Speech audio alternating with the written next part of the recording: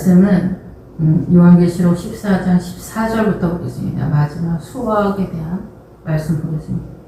또 내가 보니 흰 구름이 있고 구름 위에 인자와 같은 이가 앉으셨는데 그 머리에는 그 면류관이 있고 그 손에는 예리한 낫을 가졌더라. 여기 보면은 흰 구름이 있고 구름 위에 인자와 같은 이가 앉으셨다 이런데 주님이 그 부활하신 다음에 구름 위로 올라가셨다, 승천하셨다 이렇게 표현하는데 여기도 마찬가지로 구름이 나옵니다. 흰 구름이.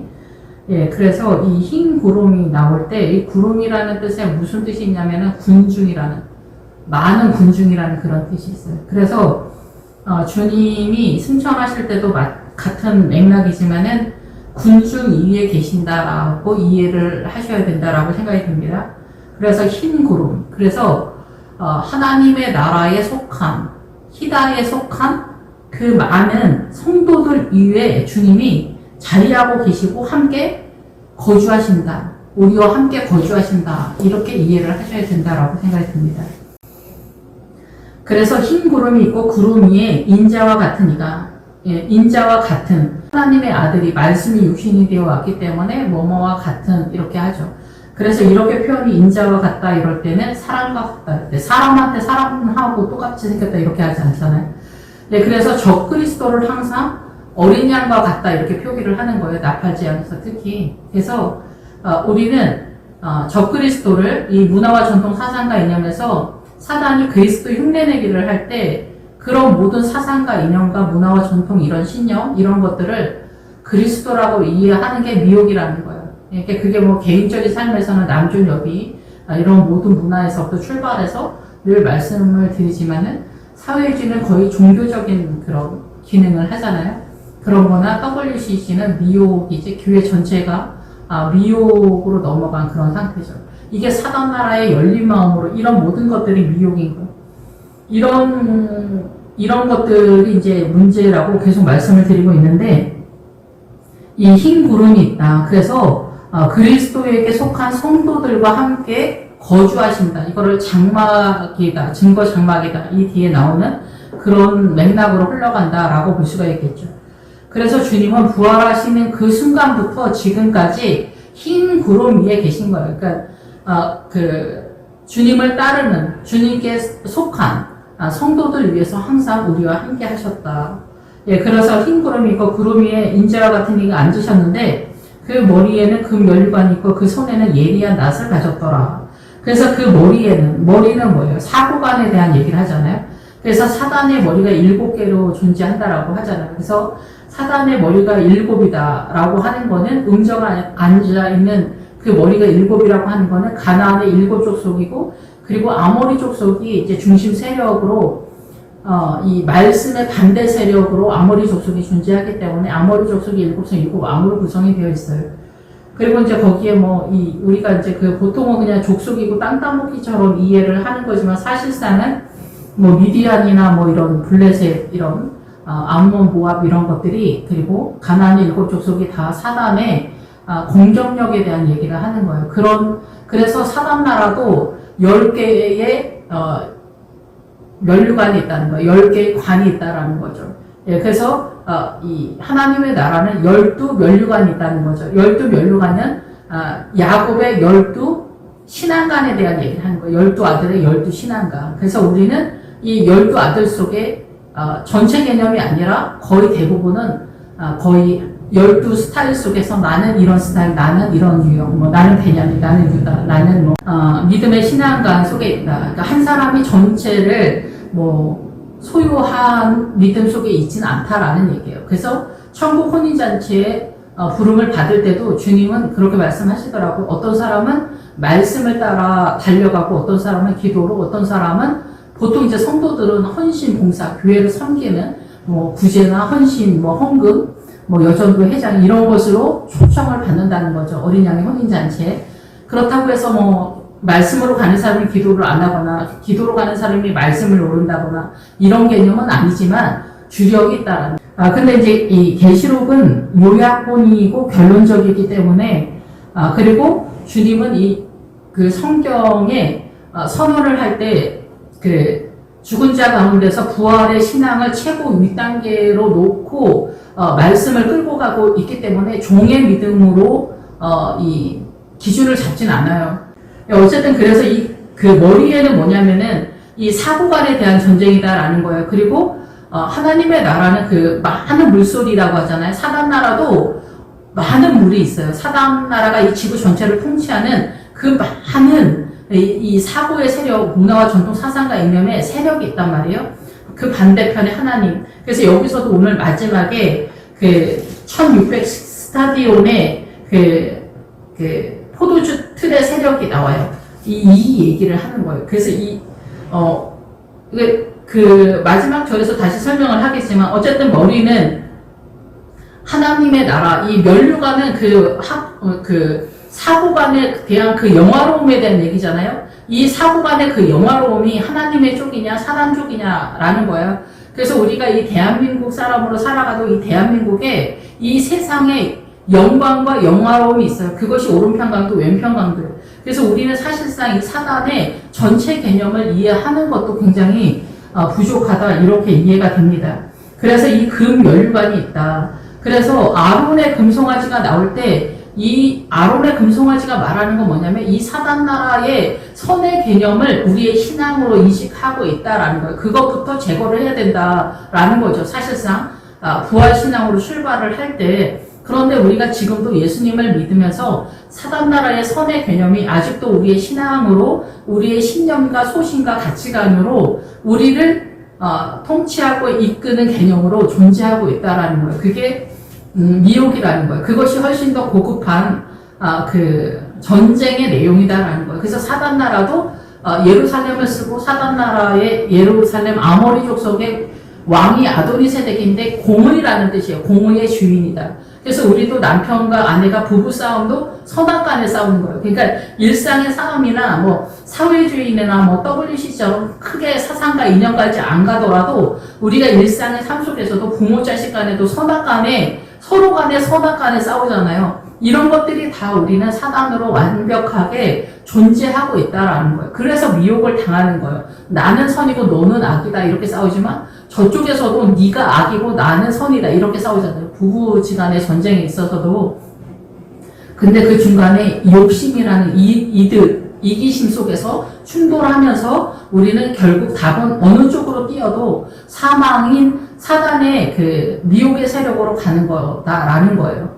예. 그런 것에 대한 전체적인 것들이 이 성경 창세기서부터 계속 주님이 미혹되어지는 큰 타이틀들을 계속 성경에서 말하고 있는 거라는 거죠. 그런데 계시록은 요약본이기 때문에 어떤 한 사건을 얘기하는 게 아니라 전체적인 개념을 설명한다 이렇게 이해를 하셔야 될 것 같아요. 그래서 그 면류관이 있다. 예수님만이 우리의 유일한 그 신앙의 대상이고 생명이시다 라는 것에 대한 면류관, 이 사고를 둘러싸고 있는 그 전체 개념을 여러분이 확보를 해야 된다라는 거죠. 그 손에는 예리한 낫을 가졌더라. 손은 힘을 상징하잖아요. 그래서 사단도 뿔이 있다 이렇게 표현하는 거예요. 그 예수님과 거의 방불할 만큼의 힘의 세력이 있다. 근데 주님은 1000으로 표현하고 사단은 600으로 표현을 하잖아요. 666. 예, 그런데 그 666이 사람의 숫자라고 말하잖아요. 왜 그래요? 사람 속에 사단이 존재하고 있기 때문에 그렇게 표현을 하고 있는 거죠. 주님도 1000이라는 숫자로 사람 속에 존재하지만 우리의 이해도는 최고급이 200이라고 기본적으로는 선언하지만 아브라함은 400까지 갔다라고 선언을 하고 있는 거예요. 그런데 요단강을 넘어가는 거는 늘 말씀을 드리지만 요단강을 넘어갔을 때가 100이고 요단강 전에가 전체 개념이 100이에요. 이 광야가 이 사단 나라의 미혹의 전체 개념이기 때문에 그래요. 그래서 요단강을 넘어가서 부활신앙인 가나안의 그 7개의 미혹, 사단이 어떻게 우리를 미혹하고 있나 그것에 대한 얘기다라는 거죠. 그래서 광야를 지나서 가나안에 들어가서 비로소 사실상은 이 가나안을 알아야 이 광야에서 어떻게 내가 미혹을 당하고 있었나 이런 거예요. 그래서 이 광야에서 빠지는 거는 실상 가나안적 신앙가를 갖고 있어서가 아니라 항복을 하는 것으로 이 광야에서 넘어가는 거예요. 믿음을 붙잡는 게 뭐냐면은 하나님 앞에 이 세상을 버리는 것에 대한 그 항복이 요단강 전에 아모리족 속에 그 아스다롯과 헤스본 왕을 잡는 것, 그게 뭐냐면 항복의 개념이에요. 세상을 버리고 생각의 영역에 대한 항복을 하는 거예요. 세상의 모든 가치관이 이 사고의 영역 속에서 항복을 하는 것으로 요단강을 넘어가는 거예요. 그래서 실제적으로 공격당한 것은 가나안적 신앙관을 알게 될 때, 그 가나안적 신앙관의 전체를 어디서 다루고 있냐면은 여호수아에서 다루고 있어요. 그래서 제 개인적으로는 여호수아를 알아야 이 부활 신앙을 흘러가는 구도를 잡을 수 있다라고 이렇게 이해가 됩니다. 그래서 이 기름 면류관은 전체적인 거예요. 성경 전체 개념이라고 볼 수 있어요. 그 손에는 예리한 낫을 가졌더라. 빠르고 재빠른 낫은 어요. 그러니까 그 곡식을 대는 도구로서 존재하고 있잖아요. 또 다른 천사가 성전으로부터 나와 구름 위에 앉은 이를 향하여 성전으로부터 나온다. 제단으로부터 나온다. 그러니까 성전의 세력과 제단의 세력을 얘기하는 거예요. 그러니까 그 나팔제왕이 끝나고 나서 그 성전이 보인다라고 그렇게 선언을 하잖아요. 그거는 성소 안에 있는, 지성소 안에 있는 법궤에 대한 얘기예요. 법궤가 뭐예요? 말씀이잖아요. 이 말씀은 예수 그리스도의 십자가를 통한 믿음의 법으로 이 성경이 해석되어지는 그 얘기를 하는 거예요. 예, 그리고 우리 인생의 전체에서 포도가 익으려면, 여기 이제 포도가 나오지만, 포도가 나오고 곡식이 익으려면 가을이 돼야 되잖아요. 봄에, 그 전에 이제 뭐 포도가 익으려도 나무가 어느 정도 4, 5년이 자란 다음에 열매가 나오고 꽃이 피고 열매가 맺히고 열매가 여름이 지나 혹한기를 지나 그 뜨거운 태양빛을 지나 어떻게 돼요? 가을에 열매가 익는단 말이에요. 지금 열매가 익은 그때가 됐다라고 얘기하는, 곡식과 포도가 익었다, 그때가 됐다. 그 얘기는 요한계시록이 결론적이라고 그랬잖아요. 그래서 지금 인재앙, 나팔재앙과 이 전체 개념 속에서 15장까지 온 상태다. 그러니까 우리 인생에서 4, 50 이상 된 상태다. 이렇게 봐야 된다라는 얘기를 하는 거예요. 그래서 야곱도 그렇고 아브라함, 이삭 다 마찬가지지만은 믿음의 이 성장 구도가 있어요. 인생의 이 기간 속에서 세월을 따라서 믿음이 비례하는 구도를 어느 정도 잡는다. 제대로 갈 때, 제대로 못 가면 중간에 도태되는 그런 상태지만 정상적으로 가도 그렇다는 거예요.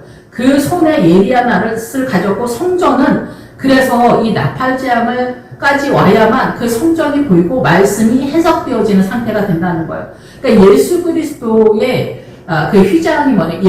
휘장이 갈라졌다는 게 예수 그리스도의 몸이라고 히브리서에 나오잖아요. 그러니까 예수 그리스도의 몸이 갈라졌지만 실상 우리의 성장의 믿음의 구도가 이 나팔재앙을 지나야 이 성소, 말씀이 깨달아진다는 거예요. 말씀을 그래서 법궤를 네 천사가 지키고 있잖아요. 그 안에서, 지성소 안에서도 말씀이 해석이 잘 안 되는 거예요. 이게 복음이 비밀이고 하나님의 나라에 속한 자만 들어가기 때문에 그래요. 더군다나 15장까지 와야 돼. 인지함을 반드시 통과하고 성소의 믿음을 가진 자가 여기서 성소에서 나온다는 거예요. 그러니까 제단이 통과돼야 성소가 보이는 거예요, 사실상은. 물론 띄엄띄엄 밀이삭, 보리삭 한두 개씩 하고, 그래서 그 검은 말에서 뭐라고 해요? 밀 한 대, 보리석대라고 하잖아요. 보리석대가 광야적 신앙관에 대한 말씀의 그 사고관이고, 밀 한 대가 이 요단강 넘어 가나안적 복음의 사고관을 얘기하는 거예요. 그래서 성전으로부터 나온다라고 하는 것은 여러분이 그러한 믿음의 자산, 성경을 깨닫는 것들에 대한 세력이 들어가야 돼요. 그래서 여러분이 고난 가운데 말씀이 깨달아지잖아요. 항복이 되잖아요, 주님한테. 평상시에 내가 멀쩡한 것 같은데 그 고난 속에서 내가 교만했구나, 이런 것들이 깨달아지잖아요. 그리고 이제 말도 조신하게 하는데 잘 안 되지만 어쨌든 조신하게 하려고 막 하고 그러잖아요. 이런 것들이 이제 깨달아진단 말이에요. 그래서 성전으로부터 나온다. 지금 여기 15장에서는 성전이 등장하는 그런 상태다라는 거예요. 누가 능히 설 수 있냐, 누가 하나님 앞에 나아가서 설 수 있냐, 이런 것들이 복음의 세력. 그래서 신약은 말씀이 육신이 되어 이 땅에 오신 예수 그리스도로 선언하고 있기 때문에 주님은 자기 자신을 말씀을 통해서 설명하고 있는 거예요. 이해를 시키고 있는 것이기 때문에 말씀을 모르면은 문제가 심각하다, 이렇게 볼 수가 있습니다. 이제 제가 좀 약간 극단적으로 표현하는 거를 좀 자제하려고 그러는데 어쨌든 그렇습니다. 그래서 성전으로부터 나와서 구름 위에 앉으신 주님이 이렇게 성도들한테 많은 군중, 지금은 이제 전 세계에 복음이 이제 대충 다 돌았다 이렇게 기본적으로 우리가 그렇게 이해를 하잖아요. 예, 그랬을 때 구름 위에 앉은 이를 향하여 큰 음성으로 외쳐 이르되 당신의 낫을 휘둘러 거두소서 땅의 곡식이 다 익어 거둘 때가 이르렀습니다 하니, 그래서 낫을 휘둘러라고 할 때는 던지다라는 거예요. 그러니까 낫을 휘둘러는 본에 파송하다라는 거예요. 그래서 여기까지 도착했으면은 곡식이 익은 상태잖아요. 근데 왜 지금 파송을 하지? 이렇게 생각할 수 있잖아요. 낫을 휘둘러는 파송하다나 보내다라는 거예요. 그러니까 우리가 지금까지는 예비로 준비되어지는 상태로 온 것이고, 여기서 이제 목회자가 여기까지 도달을 했다라면 이 사람이 이제 자기가 여기까지 온 것에 대해서 또 다른 성도들을 그렇게 훈련을 시켜야 되잖아요. 이끌어내야 되잖아요. 그 사명으로서 파송을 받는다.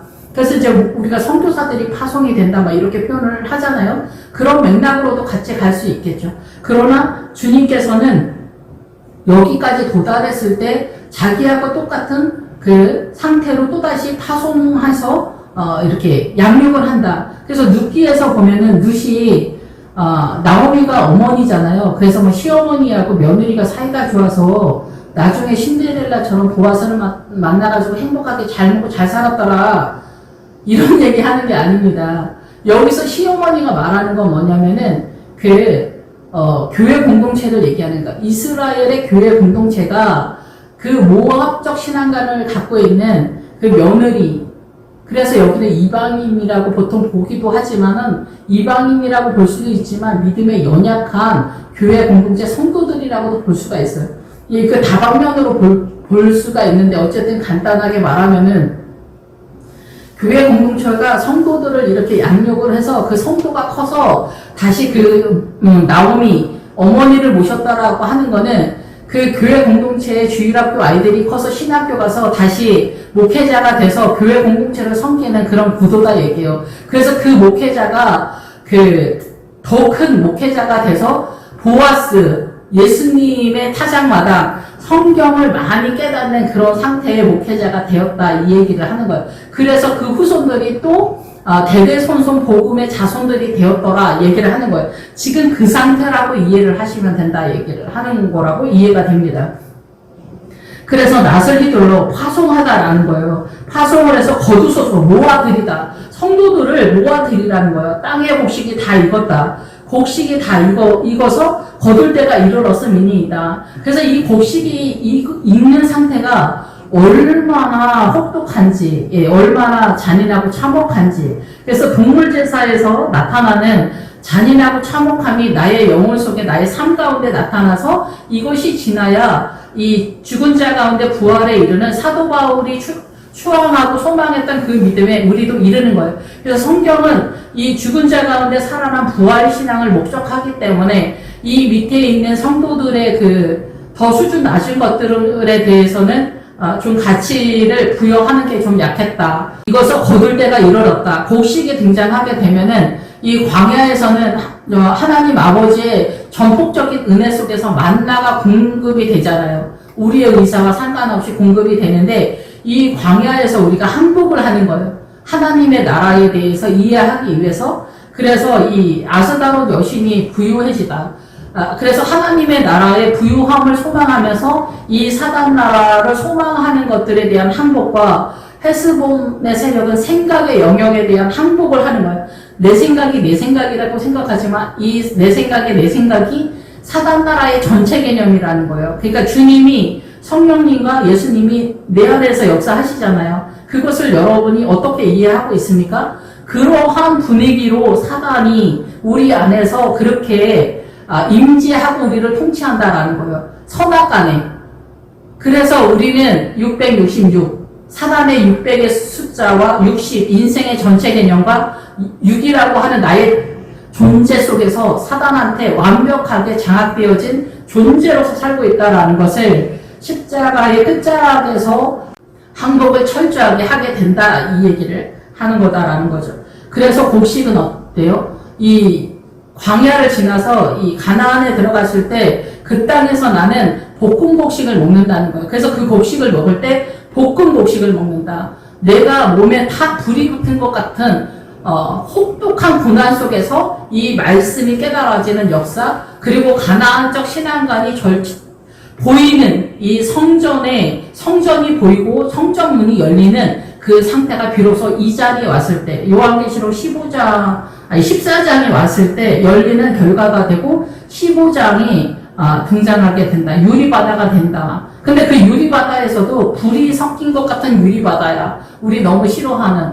그러니까 유리바다는 좋은데 불이 섞인 것 같은 고난이 역시 같이 간다. 그 고난이 우리 인생에서 끝나지 않은 상태에서 유리바다. 하나님의 나라가 투명하게 보인다. 이 사단 나라가 미혹의 개념이 투명하게 이해되어지는 수준에 도달하는 게 15장이다라는 거예요.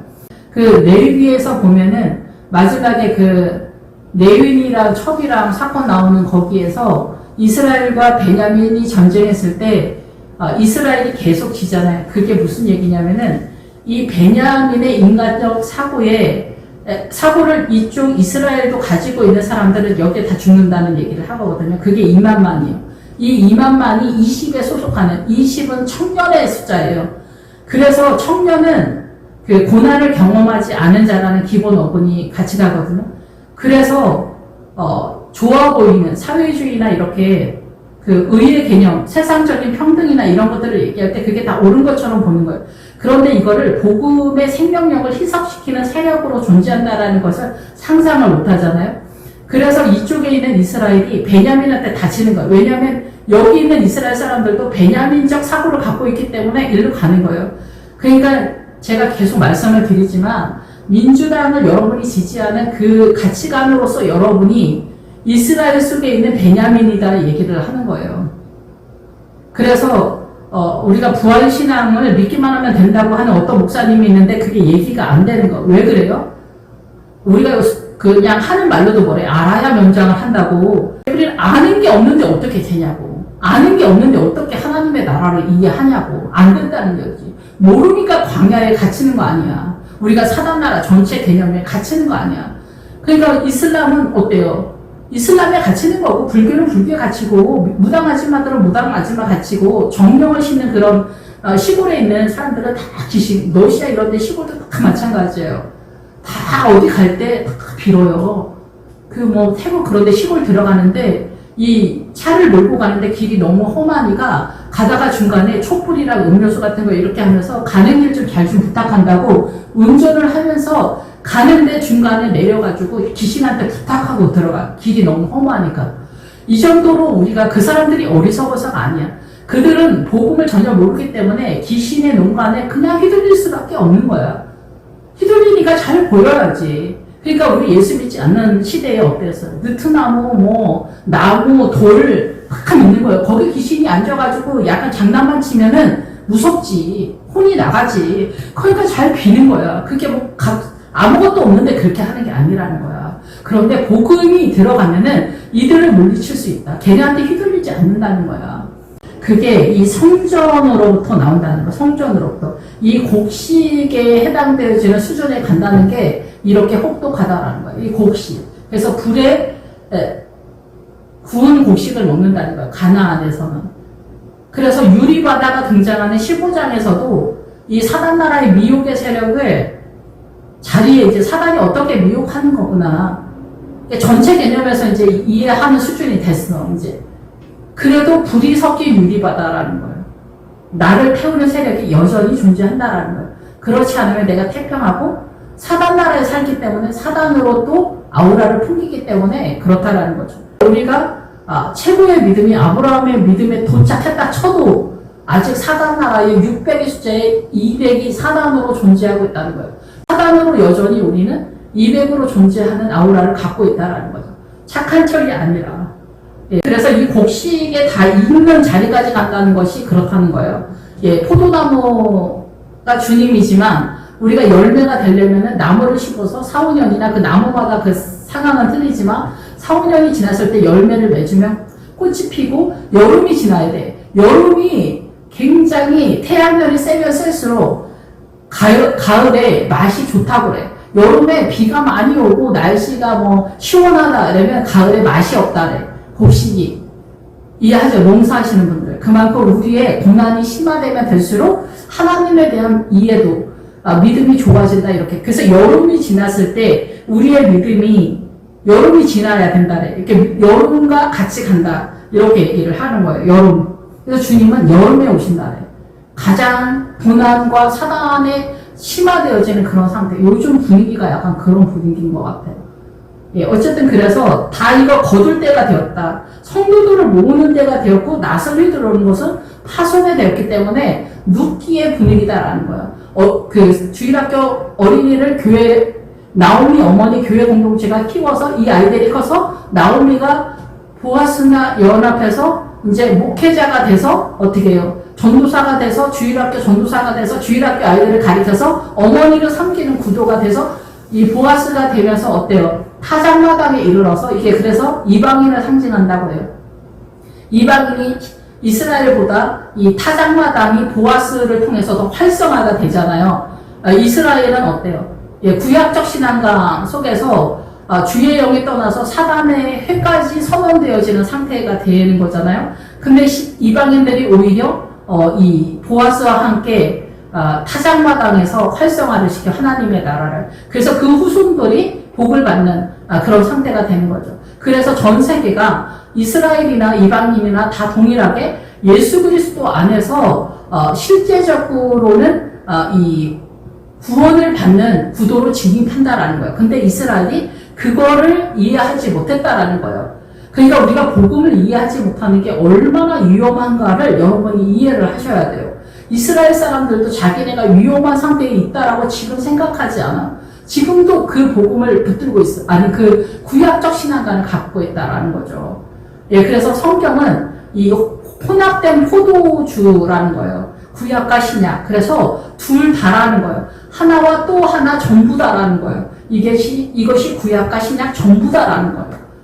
그래서 구약이 먼저지만, 예, 그래서 15장에서 모세의 노래와 어린 양의 노래를 불러야 유리바다에 들어갈 수 있다라는 거예요. 구약을 예수님의 법, 믿음의 법으로 볼 수 있는 눈이 열려야 유리바다에 들어갈 수 있다라는 거예요. 그래서 여호수아, 물론 모든 성경이 중요하지만 이 부활신앙을 이해하기 위해서는 여호수아를 정확하게라고 말하긴 하지만 어쨌든 여호수아를 알아야 돼. 여러분이 여호수아를 알아야 돼. 그래서 이 사단 나라의 가나안의 7 족속이 어떻게 우리를 미혹하고 있는가가 이 여호수아에서 나오기 때문에, 구체적으로 나오기 때문에, 그 여호수아의 가나안의 7 족속이 어떻게 우리 삶 속에서 공격하는가, 그것이 그 이후로 나오는 사무엘이나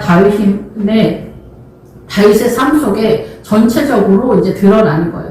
그거를 이해를 해야 여기 아는 거예요. 물론 모세오경 전체 개념도 물론 마찬가지지만, 예, 그래서 이 성전이 보이는 그런 상태. 그래서 성전으로부터 나온다는 거예요. 여기 왔을 때, 이 자리에 올 때, 14장에 왔을 때, 그래서 곡식이 익어서, 예, 파송을 하면서 이 성도들을 모아드리는, 예, 흰 구름의 때가 되는 거예요. 그러니까 이런 목회자가 여기까지 곡식이 익은 상태가 되었을 때 비로소 수준이 된다는 얘기를 하는 거예요. 기본기가 있고, 그 다음에 곡식이 익는 자리. 그래서 죽은 자 가운데 부활에 이르는, 사도 바울도 소망했던 그 자리에 우리가 가기를 원하고 가나안에 들어가는 그 신앙을 목적하기 때문에 그런 거다라는 거죠. 그래서 내가 양을 목적하지만 내가 영소인 것에 대한 처절한 영적 전쟁이 이 사고 속에서 나타난다라는 것을 여러분이 이해를 하셔야 된다라는 거죠. 그래서 구름이 앉으신 이가, 예, 그래서 저 구름 위에서 주님이 앉아가지고 얘들아 뭐 산신령처럼 얘기하는 게 아니잖아요. 뻔히. 그러니까 여기서 구름 위에는 모든 흰 구름, 바로 성도들 위에 하나님의 나라를 소망하는 정상적인 교회 공동체 성도들 위해서 움직인다라는 거예요. 예, 낯을 휘둘러서 파송을 한다는 거예요. 그래서 곡식이 이것을 거둘 때가 됐고, 구름 위에 앉으신 주님이 모든 성도 위에서 우리를 두 주인에서 성령님과 예수님이 지구 전체를 십자가를 통해서 믿음 안에서 주님의 나라, 주님을 받아들이는 성도들, 구원의 하심도 다 소속이 돼. 근데 믿음이 연약하면은 성전 마당만 받는다. 세령화가 안 된다는 거. 여기는 측량 대상이 안 된다는 거. 여차하면 떠내려가기 때문에. 그래서 들어가는 그 그 중간 지점이 뭐냐면 기도하는 거, 말씀, 떡상에서 말씀 먹는 거, 그리고 성령님과 동행하는 이 삼박자, 이 세 개의 기본기를 여러분이 가지고 있어야 돼. 그래야 성소에 들어갈 수 있다라는 거. 이거 안 하면 성소에 못 들어간다라는 거예요. 예, 선악과에 들어오면서 선악과를 따먹으면서 남존여비가 된 건데 복음이 들어오면서 이게 남존여비는 아니다라는 거죠. 이 십자가의 이 효력으로서 그게 부활신앙이라는 거예요.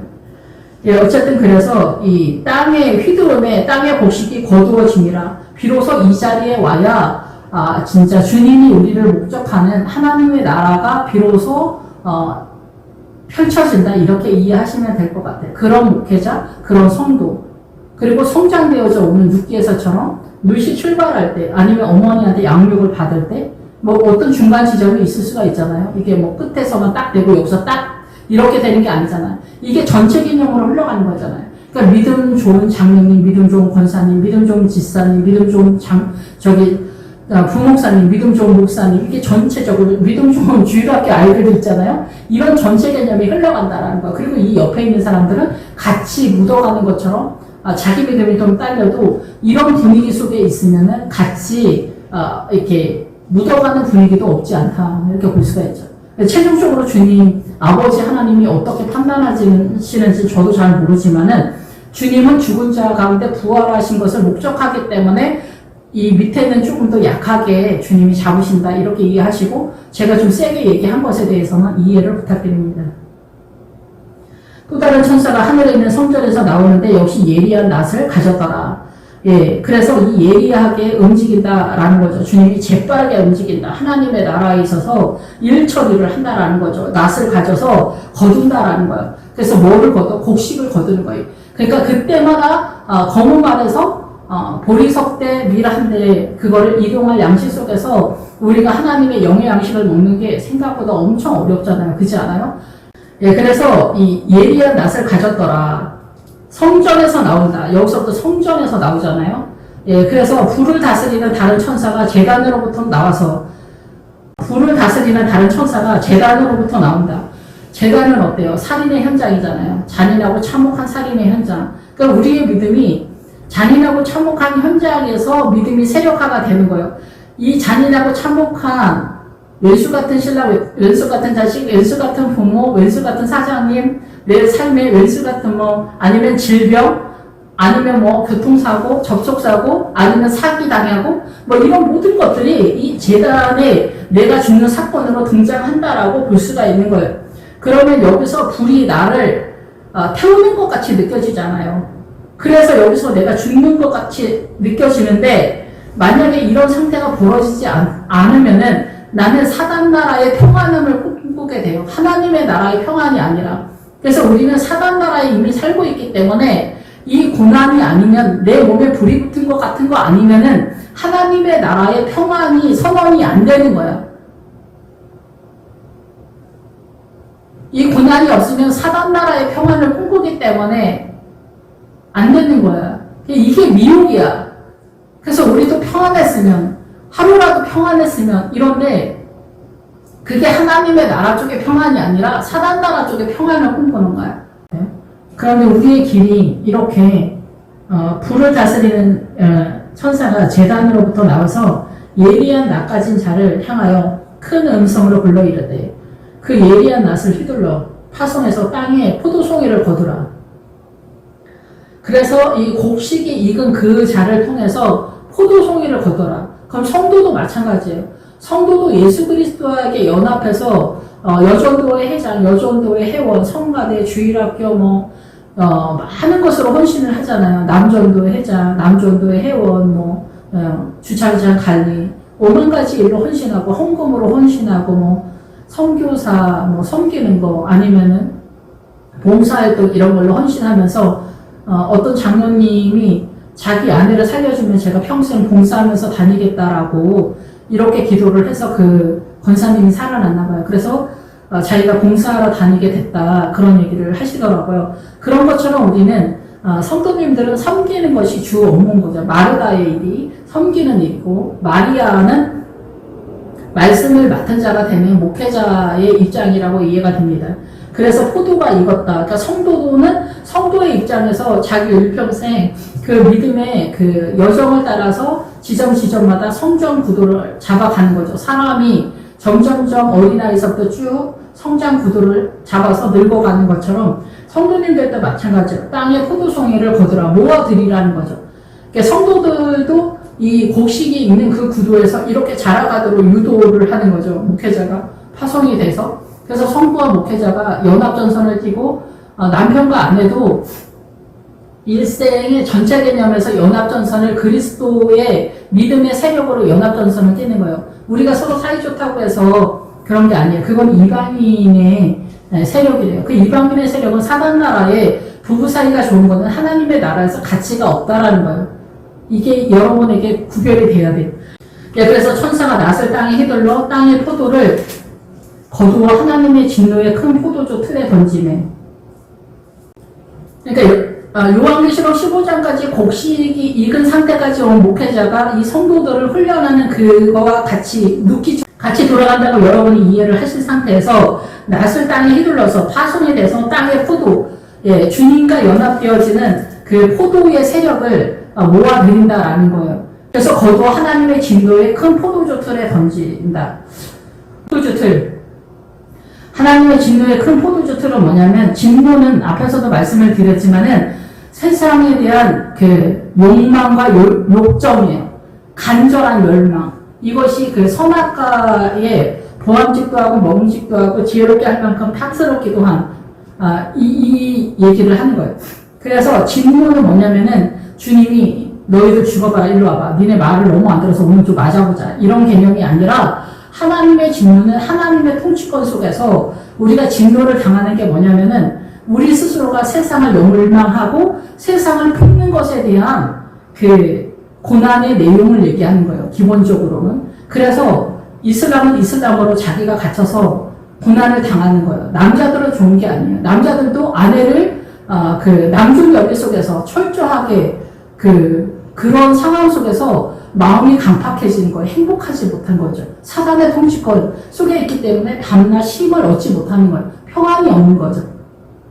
그거에 큰 포도주 틀이 던져졌다.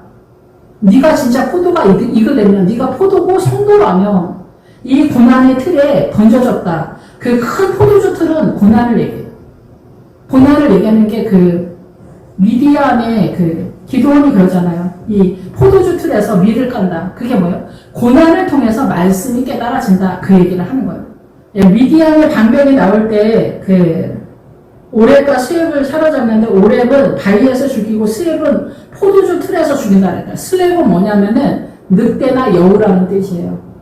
그래서 늑대와 여우에 해당되어지는 사단의 공격력이 들어갔을 때 포도주 틀에서 죽인다는 거예요. 그래서 이 얘기는 뭐냐면은 고난을 통해서 심화된 어둠을 몰아내는 영적 전쟁이 세력화가 된다. 그런 얘기죠. 그래서 여기서 이 포도가 익으려면 큰 포도주 틀에 던져진다. 고난을 경험한다는 거. 한두 번이 아니라 인생 전체에서 이 고난이 어때요? 불을 다스리는 천사가 제단으로부터 나온다는 거예요. 불로 나를 태우는 것 같은 세력 속에서 내가 제단에서 죽는다는 거고, 이 불의 세력 속에서 유리바다가 선언되는 거예요. 사단나라의 미혹의 개념을 깨닫는 경지, 지점에 도착하게 된다라는 거죠. 그래서 큰 포도주 틀에 들어간다. 고난의 세력에 들어가야 나를 공격하는 아들이 속색이고 남편이 속색이고 바람 피우고 들어먹고 사기치고 이런 것이 이혼을 하면 도망가는 개념이죠. 근데 우리가 다 이혼을 꿈꾸잖아요. 그런데 이혼을 정작해서 도망가면은 이 십자가가 형성이 안 되고 제단 밑에서 죽지 않게 되는 결과야. 자식도 마찬가지고 다. 그래서 이 전쟁에서 그러면 자식이 돌아오고 이혼을 안 하면 하나님의 나라로 어떻게 전환이 되냐. 그 전쟁이 얼마나 참혹하고 잔인합니까? 거기에서 승리로 나가는 게 일생의 문제다라는 거죠. 그래서 그 남편이 조금씩 변하는데 보이지도 않는데 어느 날 교회 나갈까? 이렇게 하면서 근데 교회 나간다고 또 변하냐? 교회만 나가지 똑같거든요, 또. 이렇게 우리는 하나님의 나라를 이해하는 게 진도가 잘 안 나가. 그 속에서 내가 얼마만큼 하나님의 나라로 세력화가 됐냐에 따라 그 영이 우리 가정에 흘러가기 때문에 아내를 배필이라고 할 때 그 배필의 뜻이 뭐냐면은 우리가 남존여비가 또 아닌 게 뭐냐면은 남자가 대장 먹는다고 그러잖아요. 남자가 대표성을 띈다. 근데 그 여자 배필의 뜻에는 뭐가 있냐면은 맞은편에 서서 반대 의견을 설명하거나 반대 의견을 보이거나 본을 보이거나 이런 뜻이에요. 정면에 서서. 예, 그래서 남존여비가 아닌 거예요. 복음 안에서는. 예, 그리고 아내는 남편 말을 따르는 사람이 아니에요. 남편을 하나님의 나라로 이끄는 하와 생명의 세력이라는 거예요. 그래서 맞은편에서 반대 의견을 제시했을 때 사단 나라에서 몸의 구주기 때문에 육체의 법에서는 남편이 대장을 먹기 때문에 일단 안 되니까 일단 기고 들어간다는 거죠. 근데 복음 안에서 남편이 들어오면 어떻게 돼요? 아닌 것을 아니라고 말해줘야 된다라는 얘기를 하는 거예요. 그래서 하나님의 나라가 세력화가 돼야 된다라는 얘기를 하는 거예요. 근데 이 남편이 듣느냐? 절대 안 되죠. 그러면 여기서 누가 등판을 하셔야 됩니까? 주님이 등장하셔야 된다라는 거예요. 이 전쟁을 해야 된다라는 거죠. 내가 최선을 한다고 해서 되는 게 아니에요. 그래서 처음에 부인들이 최선을 다하죠. 그래서 진이 빠져. 그래서 내 힘으로는 안 된다라는 것을 고백하면서 간절히 주님만이 나의 힘이다, 소망이다. 이런 말들을 하게 되는 거예요. 그러니까 이게 인생 전체에서 나타나는 거예요. 지쳐 빠지죠. 근데 나한테 힘을 두고 있기 때문에 지쳐 빠지는 거예요. 그래서 제단 밑에서 다른 것도 다 마찬가지예요. 다 자기 십자가, 자기 삶의 영역 속의 십자가 속에서 주님의 나라의 세력을 잡는 거예요. 너는 하나 할 것 없이 그거를 철장으로 주님이 다스린다. 라고 저는 그렇게 이해를 합니다. 철장이 각각 모든 사람이 십자가가 없는 사람이 없어요. 근데 세상으로 이리 피하고 저리 피하고 십자가를 안 지면은 주님의 나라가 열리지 않는다는 거예요. 그래서 교회를 아무리 다녀도 성전 마당만 밟게 되고 42달 동안 계속 이 진리의 말씀에 도달하지 못하는 상태가 되기 때문에 사단이 계속 42달 동안 짓밟는다는 거예요. 공격한다는 거예요. 하나님의 나라의 세력으로 못 들어가도록. 그래서 여기서도 진노의 큰 포도주. 그래서 진노는 이 나의 욕망 속에서 내가 갇혀서 고난을 당한다라는 거예요. 사단 나라로서. 세상을 목속하기 때문에. 그래서 이 기본 어근이 어디까지 가냐면 재단, 살인과 죽음까지 가요. 그래서 뭐냐면 내가 이 믿음의 사람이 예배를 드리는 미디안의 왕 세바와 삶은 나에서 세바가 재단이에요. 우리의 예배가 이 진노다라는 거예요. 원래 선악과를 먹기 전에는 우리가 이 예배를 드릴 필요가 없었지. 주님으로 그냥 존재하니까. 그런데 사단날에 들어갔기 때문에 예배를 드리는 것만이 우리의 생명의 통로가 되기 때문에 예배가 되는 거예요. 근데 그 예배에서 나를 죽이는 것으로 존재를 하잖아요. 목적하는 바가. 그래서 우리는 십자가에서 죽어야 하나님의 나라로 살잖아요. 죽어야 부활이 되니까. 그러니까 이 증거는 뭐냐면 예배까지도 연결이 된다는 거예요. 이 예배에서 내가 죽어야 이 큰 포도주가 고난이 예배하고 똑같이 가는 것처럼 나타나는 거예요. 그래서 진노는 나의 욕심 속에서 예배 속에서 나를 죽이는 이 모든 것이 짓는 거예요. 주님이 말세에 우리를 두들겨 패는 어떤 그런 게 아니에요. 이 세상에서 뭐 3차 세계대전이 터지고 환경이 안 좋고 세상이 어떻게 되고 그런 것들은 사단이 돌리는 어떤 그런 거일 수는 있겠죠. 그러나 하나님의 나라에서 요한계시록의 원래 의도는 그게 아니라고 저는 그렇게 이해가 됩니다. 그래서 20절 성 밖에서 성이 나오면은 하나님의 성이냐 사단의 성이냐. 그러니까 성경은 항상 하나님 쪽과 사단이 그게 똑같이 나오는데 하나님의 나라 것을 사단이 예수 그리스도 흉내내기를 하는데 우리는 이 사단이 예수 그리스도 흉내내는 그 모든 그 시스템의 형상화를 예수 그리스도의 나라라고 이해하는 미혹이 있다라는 거예요. 그거를 이해하는 게 예수 그리스도의 은혜가 아니면 불가능하다. 그래서 이 기도와 그 성령님과 이 말씀, 떡상이 기본적으로 기본기 여러분의 삶의 습관이 돼야 이 성소에 들어가는 준비 과정이 된다. 이렇게 이해를 하시고 인지항, 나팔지항을 통과해서 그렇게 된 거예요. 성소에 들어가는 거예요. 그래서 이 성은 뭐냐? 여기서 여기서 성 밖에 나왔으니까 예수 그리스도의 성 바뀌죠. 새 예루살렘 성 바뀌다라는 거예요. 그럼 어떻게 사단 나라죠. 우리가 살아가는 이 사단 나라.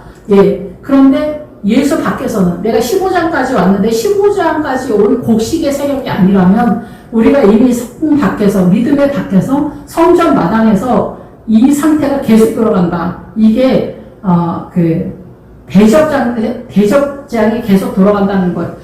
대접재앙은 뭐냐면 이 대접재앙의 상태가 사단나라의 그 음료가 앉아있는 물의 세력이 백성과 무리와 열국과 방언인데 쉽게 얘기하면 문화와 전통 사상과 이념이라는 거예요.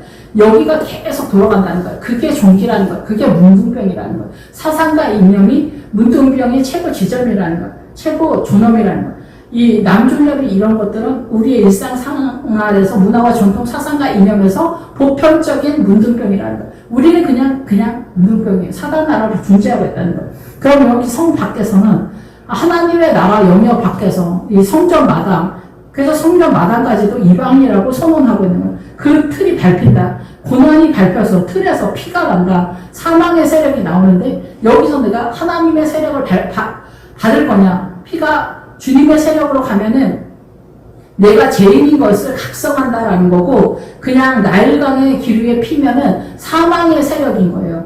그러면 내가 죄인인 것을 십자가를 통해서 각성을 하면은 주님의 나라로 빠지고 사단 나라로 빠지면 사망으로 빠지는 거야. 그래서 물이 피가 됐다. 나일강. 이거는 뭐예요? 생명이신 예수님의 말씀의 세력이 원래는 물의 세력, 생명의 물이었는데 선악과를 먹으면서 사단 나라로 들어가면서 사망의 상태가 됐다라는 얘기잖아요. 그래서 이 고난이 쳐들어오면은 우리는 사단 나라로 빠져 죽을 수가 있어요. 근데 여기서 생명을 잡으면 예수님의 십자가를 의지하고 생명을 잡으면 믿음의 법을 잡으면 주님 나를 불쌍히 여겨 주시라고 기도하면서 말씀 속에서 성령님과 동행하면서 나아가면은 여기서 나올 수가 있는 거예요. 그런데 지금 현재 여기 상태에서는 뭐라고 주님 말씀하시냐. 말 굴레까지 닿았다. 그 피가. 말 굴레까지는 말이 나오면은 몰아가는 마차, 마부라는 뜻이에요. 마부. 그러니까 어떤 마부냐는 거지. 사회주의를 끌고 가는 마부가 있잖아요. 사상가 이념. 강도가 뭐예요? 혁명가라는 뜻이에요. 그래서 어때요? 세상의 모든 사상가 이념은 사단나라의 그 문둥병의 지존인 거예요. 크면 클수록. 그래서 예수님 나라의 말이 있고 사단 나라의 말이 있는 거예요. 예수님 나라의 말은 뭐예요? 목회자라고 볼 수가 있겠죠. 사단 나라의 말은 사상과 이념이고 선동하는 사람들인 거죠. 사상과 이념으로. WCC 주최하는 사람들, 앞에서 이끄는 사람들, 뭐 이런 사람들, 아니면 사회주의, 데모하고 이런 사람들 다 여기에 속한 거. 그걸 따르는 무리들이 다 있잖아요. 각 나라의 무당, 시골 같은 데 많이 나올 때 다른 나라에서 보면 추장이 그 나라 그 주인이잖아요. 통치자잖아요. 아프리카 이쪽은 다 맞죠. 추장이 다 그 어른이잖아요. 예, 그래가지고 문화가 개성하잖아요. 예, 그런 것들이 뭐예요? 사단의 기시 문화인 거죠. 예, 우리가 문화 관광하러 다니는데 다 사단의 문화 한 거죠. 우리나라 옛날에 그 평창 동계올림픽 할 때 문화재를 뭐 많이 해야 된다 해가지고 부처님 공상을 어마어마하게 만들고 막 이렇게 하고 그런데 그런 게 다 미혹인 거예요. 예, 그러면 사단 나라가 더 세력화가 되는 거죠. 말 굴레까지. 그래서 굴레는 족쇄를 채운다는 거예요. 그래서 이 앞에서 선동하는 사람들이 어때요? 사상과 이념과 문화와 전통 사상과 이념 속에서 어때요? 아버지가 어떤 사고를 또 갖고 있냐? 엄마가 어떤 사고, 정신의 세계를 갖고 있느냐? 가정 속에서. 그리고 국가의 종교, 뭐 이런 모든 것들이 다 마찬가지예요. 올가맨다는 거예요. 말 굴레까지. 우리의 삶의 일상의 모든 거 하나하나, 사장님의 가치관, 사장님의 정신, 그 사업을 어떤 식으로 하냐, 아르바이트생들을 어떻게 하냐, 뭐 이런 거, 정책, 대한민국 정책, 각 나라 대통령들, 정신의 세계, 그걸 추앙하는 그 무리들, 이게 얼마나 대단한지 아시겠죠? 이런 모든 것들이 말 굴레까지 닿다. 족쇄가 되어서 연결이 됐다는 거예요. 그 고난이. 그래서 이슬람이나 힌두교나 이런 쪽은 상상할 수도 없죠. 여자들이 살아가는 그 삶이 짐승과도 못한 그런 상태죠. 근데 그렇게 생각하지 않는 남자들도 많은데, 우리가 근데 남존 여기에 대해서 뭐 평등이라고 생각하는 사람도 있지만 그 평등이 답이 아니어서 평등의 개념에서는 또 사망의 세력이 활성화돼서 패미가 나오고 막 이런 식으로 가는 거예요. 예, 그러니까 혼란이죠, 혼란. 생명의 세력으로 뻗어가는 게 아니라 이상하게 돌아가는 거죠. 그러니까 동성애 뭐 이런 것들도 굉장히 활성화가 돼서 퀴어 축제 이런 것들 다 이렇게. 예, 민주당에서 항상 이런 것도 이상한 거 추진하잖아요. 열린 마음으로. 성소수자들을 지원하는 이런 것들이 다 미혹인 거죠. 1600 스타디온에 퍼졌더라. 이 1600은 저는 이렇게 이해합니다. 1000은 예수님이고 600이 사단이에요. 그래서 하나님의 나라와 사단 나라가 스타디온에 퍼졌더라. 이 스타디온은 뭐냐면 경기장이라는 뜻이 경기장.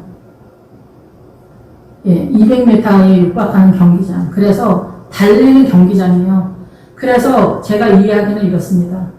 하나님의 나라와 사단 나라가